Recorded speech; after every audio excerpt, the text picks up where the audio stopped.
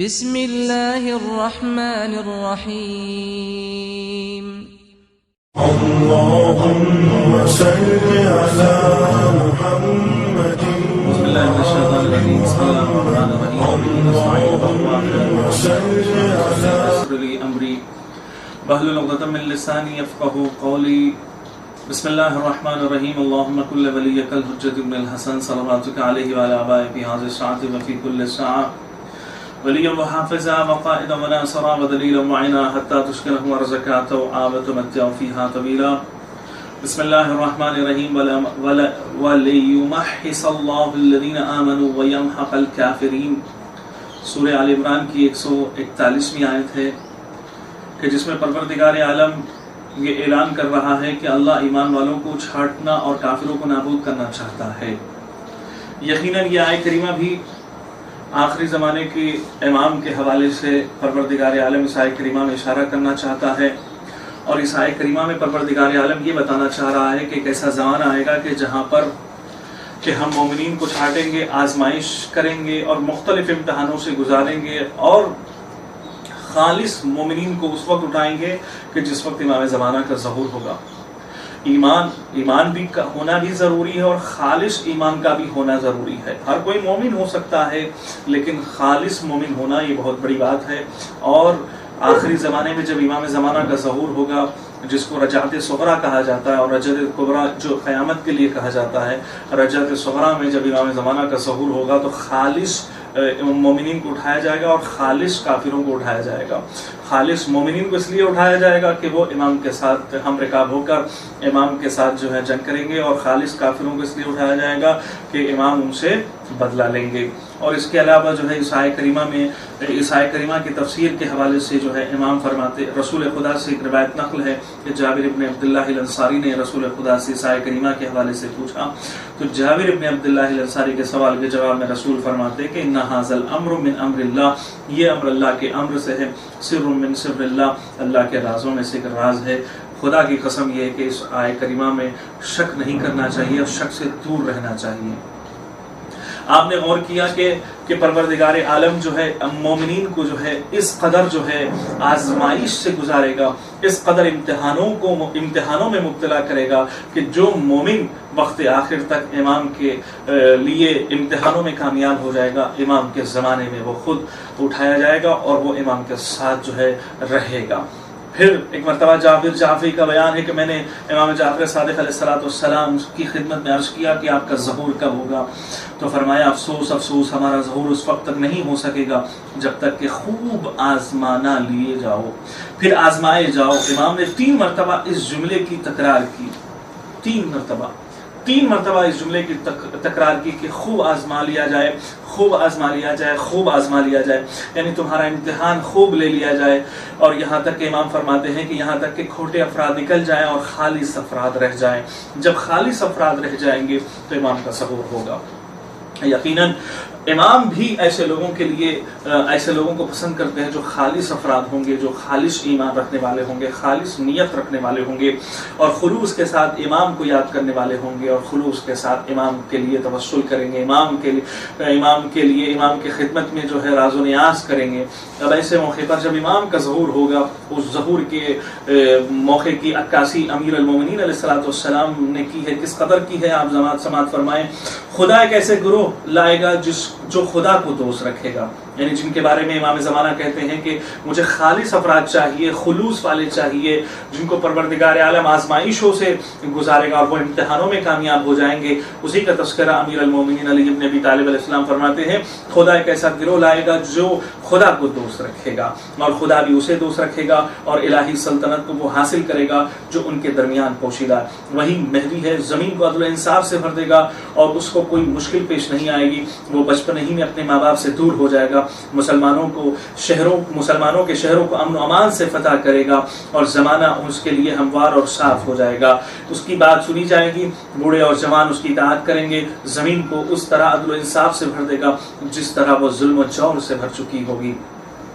اس وقت اس کی امامت منزل کمال کو پہنچے گی، اس کی خلافت مستحکم ہوگی۔ خدا ان لوگوں کو اٹھائے گا جو قبروں میں سو رہے ہیں، اور وہ اس حالت میں صبح کریں گے کہ اپنی قبروں میں نہ ہوں گے۔ حضرت امام مہدی علیہ السلام کے وجود سے زمین سرسبز شاداب ہو جائے گی، نہریں جاری ہوں گی، فتنہ گری اور قتل و غارت گری کا خاتمہ ہوگا، خیر و برکت میں اضافہ ہوگا، اور اس کے بعد کچھ کہنے کی کوئی ضرورت محسوس نہیں کرتا، میرا سلام ہو ان شب و روز پر۔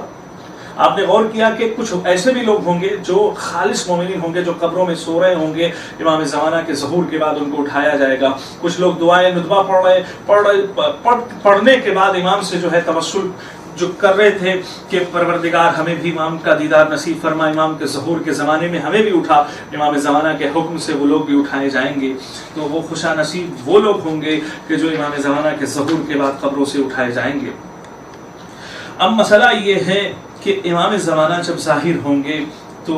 امام زمانہ کے اندر کتنی شباہتیں پائی جاتی ہے۔ امام زمانہ خاتم الاوصیاء بن کر ظاہر ہوں گے، امام زمانہ ائمہ معصومین کے صفات کو لے کر اس دنیا میں ظہور کریں گے، امام زمانہ انبیاء کے صفات سے مشابہ ہوں گے۔ تو چوتھے امام زین العابدین علیہ السلام ارشاد فرماتے ہیں کہ میرے قائم میں پیغمبر ان خدا کی شباہتیں پائی جاتی ہیں، میرے قائم میں پیغمبروں کی وہ شباہتیں پائی جاتی ہیں۔ پہلی شباہت، ایک شباہت نوح سے اور ایک شباہت ابراہیم سے، ایک شباہت موسیٰ سے، ایک شباہت عیسیٰ علیہ السلام سے، ایک شباہت ایوب سے، ایک شباہت محمد مصطفیٰ صلی اللہ علیہ وآلہ وسلم سے۔ جناب نوح سے طول عمر میں، جناب ابراہیم سے پوشیدہ ولادت میں اور لوگوں سے کنارہ گری میں، اور جناب موسیٰ سے خوف اور غیبت میں، اور جناب عیسیٰ سے لوگوں کے خود ان کے بارے میں اختلاف میں، جناب ایوب سے پریشانی اور مصیبت کے بعد آسودگی اور آسائش میں، اور حضرت محمد مصطفیٰ صلی اللہ علیہ وآلہ وسلم سے باطل کے مقابلے میں تلوار اٹھانے میں۔ آپ نے یہ بات کو محسوس کیا کہ حضرت نوح کو پروردگار عالم نے طول عمر عطا کیا۔ اگر کسی کے یہاں سوال پیدا ہو جائے کہ بھئی حضرت امام زمانہ اس قدر جو ہے طولانی عمر کے ساتھ کیسے زندہ رہ سکتے ہیں، تو آپ کو یہی جواب دینا ہے کہ حضرت عیسیٰ بھی آج تک زندہ ہے، اور حضرت نوح کو اللہ تعالیٰ نے طولانی عمر سے نوازا ہے، اور اس کے بعد حضرت الیاس بھی زندہ ہے، اور یہاں تک کہ اس کے بعد دوسری شباہت حضرت ابراہیم علیہ السلام، جب حضرت ابراہیم علیہ السلام اس دنیا میں آئے تو ان کے یہاں جو ہے پوشیدہ ولادت ہوئی ہے، اور جو پوشیدہ ولادت ہوئی ہے اور پوشیدہ ولادت ہونے کے بعد امام حضرت ابراہیم علیہ السلام جوان ہونے کے بعد لوگوں میں آئے۔ اسی طریقے سے جب امام زمانہ کی ولادت 255 ہجری میں 15 شعبان کو جب امام زمانہ کی ولادت ہوئی تو ان کی ولادت بھی پوشیدہ تھی، بہت سارے لوگوں کو خبر بھی نہیں تھی کہ امام کی ولادت ہو چکی ہے۔ یہی وجہ ہے کہ لوگوں کے یہاں اختلاف پیدا ہو گیا کہ آیا امام زمانہ کی ولادت ہوئی ہے یا ولادت ہونے والی ہے۔ اور اس کے علاوہ حضرت موسیٰ کے یہاں جو خوف اور غیبت میں، یعنی حضرت موسیٰ علیہ السلام جو غیبت میں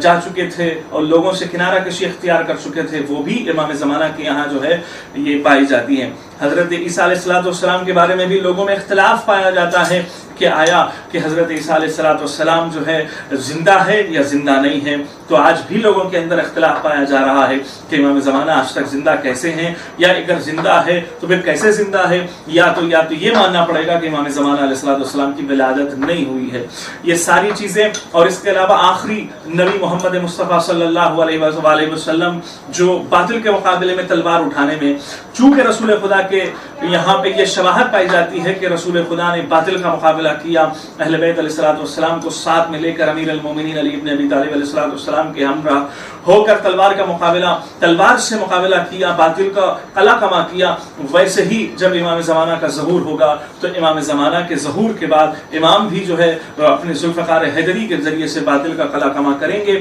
اور یہ شواہد جو رسول خدا کی ہے وہ امام زمانہ کے یہاں پائی جائے گی۔ تو یہ ساری چیزیں ہیں کہ جس کی وجہ سے جو ہے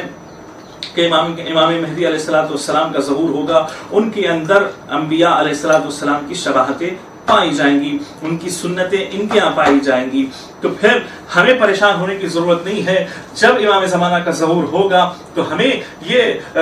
دیکھنے کی ضرورت ہے کہ آدم کی شباہت بھی پائی جاتی ہے، نوح کی شباہت بھی پائی جاتی ہے، ابراہیم علیہ السلام کی شباہت بھی پائی جاتی ہے، تو اس کا مطلب یہ ہے کہ یہی امام حق ہے، یہی قائم آل محمد ہے، کوئی اور نہیں ہے، تو پھر ہمیں سمجھنے میں کوئی دشواری نہیں ہوگی۔ تو بس ہم اس موضوع کا بھی یہیں پہ تمام کرنا چاہتے ہیں، مختصر سے وقت میں مختصر سی گفتگو کو اپنے آپ کی خدمت میں جو پیش کر چکے ہیں، انشاءاللہ آنے والے دن ایک نئے موضوع کے ساتھ پھر آپ کی خدمت میں حاضر ہوں گے۔ وصلی اللہ علی سیدنا محمد وآلہ الطیبین۔